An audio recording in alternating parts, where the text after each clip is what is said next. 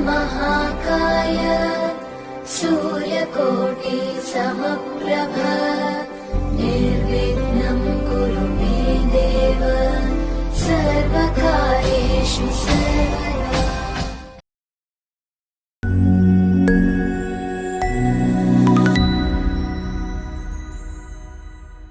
This is a work of fiction. All characters, events, and incidents portrayed in this short film are purely fictitious. Any resemblance to actual persons, living or dead, or real events is purely coincidental.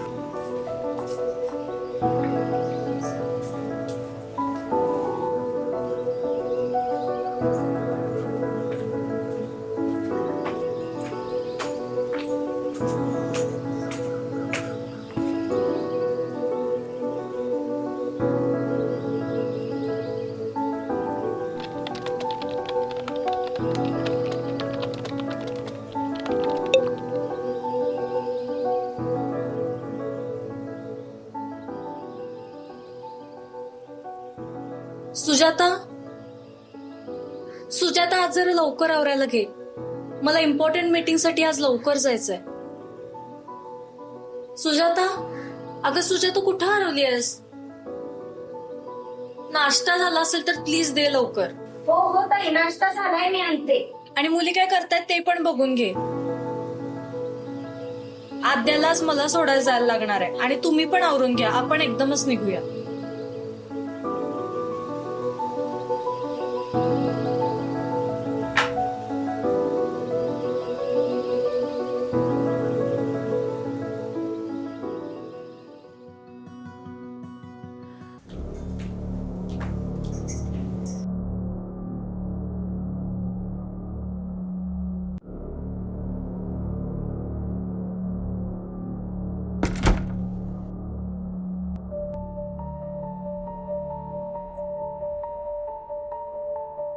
हे बघ, अध्ययन माझे केस कसे किंचरले आणि मला lipstick लावली.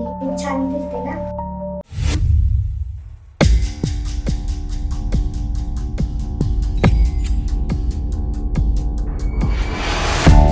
आली बघा नक्की.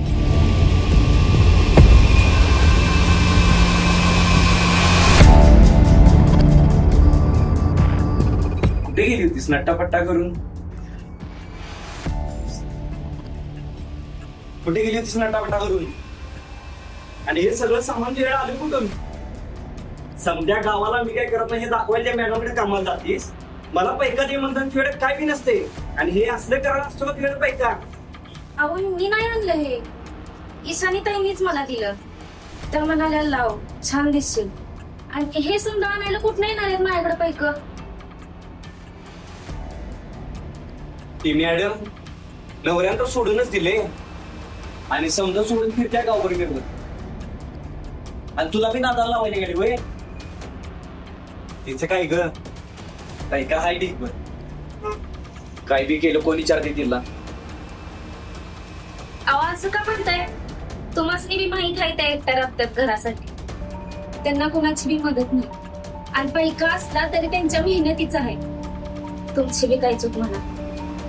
बाईनं कितीही कष्ट सोसला तरी लोक बोलायचं तेच बोलणार. नवरा असू देत नसू देत, बाई स्वतंत्र असली तर तिच्या कष्टाचं कौतुक तर राहू देच. पण तिच्या राहण्यावर अस्तित्वावर प्रश्न उठायचे ते उठणारच. खरंय, बाईला अस्तित्व नाही हेच खरंय. त्या बाईसोबत राहून मला शंभर शिकवायला विसराय का? एक गोष्ट ध्यानात ठेव, बायाकडून वाट तुझी डोक्यावर बसत नाही. आणि हे असलं करून तू तिच्या वाणी विश्वास करून वाटला असेल, तुले मोठा उद्यम आहे तुझा. कामवाली आहेस, कामवालीच राहायची. राणी बाहेर बघू नकोस. त्या तुझं बाहेर जाणंच बंद करून टाकीन बरं.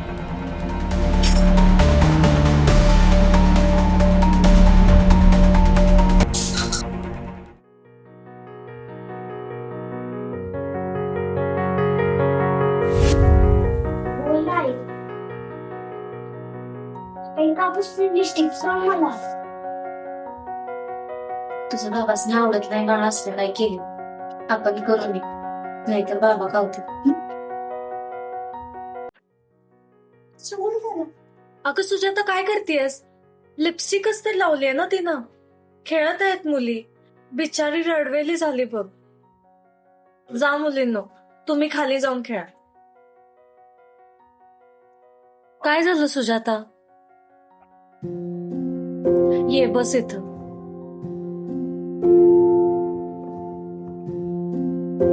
काय झालं सुजाता? का वागलीस तू असं? अगं सांग ना, काय झालं?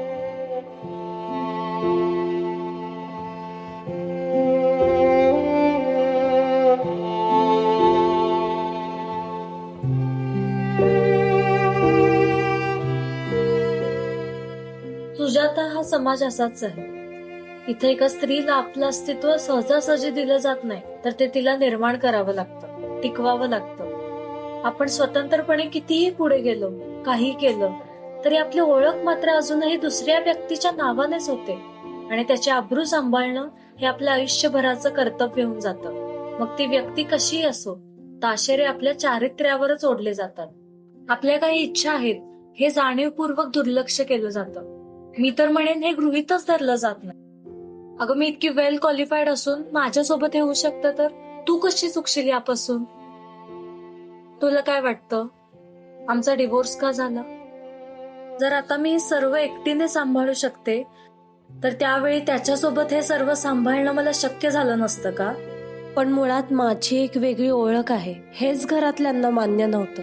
आणि घरातल्यांचं सोडगं, ज्याला आपण आयुष्यभराचा साथीदार मानतो त्यालाच माझा त्रास व्हायला लागला, तर मी कशी राहू शकले असते तिथे?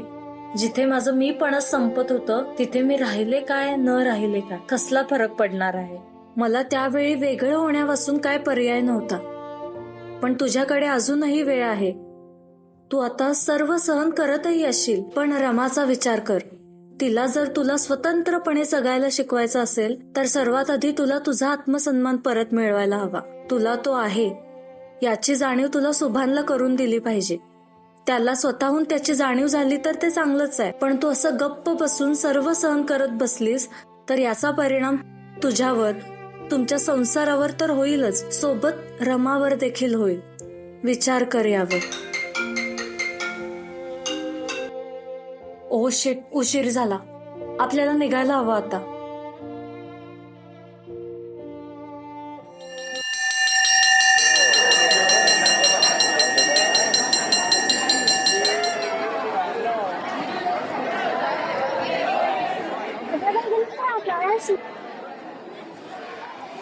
मला रमाच्या बॅगेमध्ये काय सापडले आहे? कुठून आले ग ही तुझ्याकडे लिपस्टिक? माझी मैत्रीण अद्या तिने दिली आहे मला. अद्या काय जोक मारतेस? का देईल ती तुला? माझी मम्मा बोलत होती हिजे बाबा काहीच काम करत नाही, तुझी आई अद्याकडे कामाला जाते, काम मला हिजे. हा सांग, तिने तुला लिपस्टिक दिली का तू चोरीस? शेवटी तू कामवालीची मुलगी. माझी मम्मा सांगत होती की कामवालीच्या बायका चोरी करतात, म्हणजे तू पण तेच करत असणार. चल चल चल चल चल चल.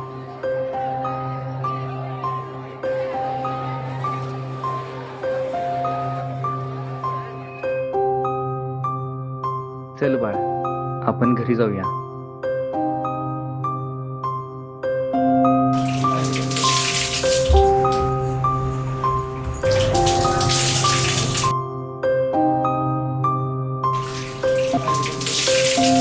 रमा, काय रडतेस बाळा? अहो काय झालं ना, मला मग काय करते अशी? समजा सांगतो, पण मला त्या आधी तुझी माफी मागायची आहे. बस.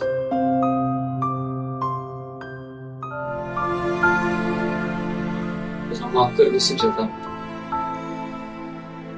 तुला खूप त्रास दिला, तुला नाही ते बोललो, तुझा अपमान केला. अगं तुला मी तुझ्या मर्जीप्रमाणे कधी वागूनच दिलं नाही. तू या घरासाठी, माझ्यासाठी इतकं करून पण मी त्याची किंमत ठेवली नाही. उलट तुला काही कमीच लेखलं.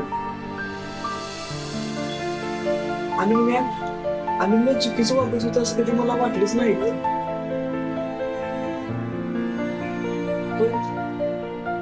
पण आज जेव्हा मी माझ्या लेकीचा आपण मी डोळ्याने बघितला तेव्हा मला माझ्या चुकीची जाणीव झाली. तुझे बाबा काय सोडीस शेवटी तू कामवालीची मुलगी माझी म्हणून सांगत होती की कामवालीच्या बायका चोरी करतात म्हणजे तू पण तेच करत असणार. इथवर जे झालं ते झालं, पण ह्यापुढे असं कधीच होणार नाही, कधीच नाही. मी तुझ्याच्या नियमाशी कधी चुकीचं वागणार नाही आणि माझ्यामुळे तुम्ही दोघे कधी कोणाचं काय ऐकून बी घेणार नाही. मी बी आता काम करणार. आपण दोघांनी मिळून आपल्या लेकीला इतकं भक्कम करायचं की तिला कधी कोण काय बोललंच तर तिच्यामध्ये लढायची ताकद असेल. आणि आजपासून फक्त हे माझं घर नाही तर आपलं घर आहे आणि इथं समध्यांचं मन जपलं जाणार.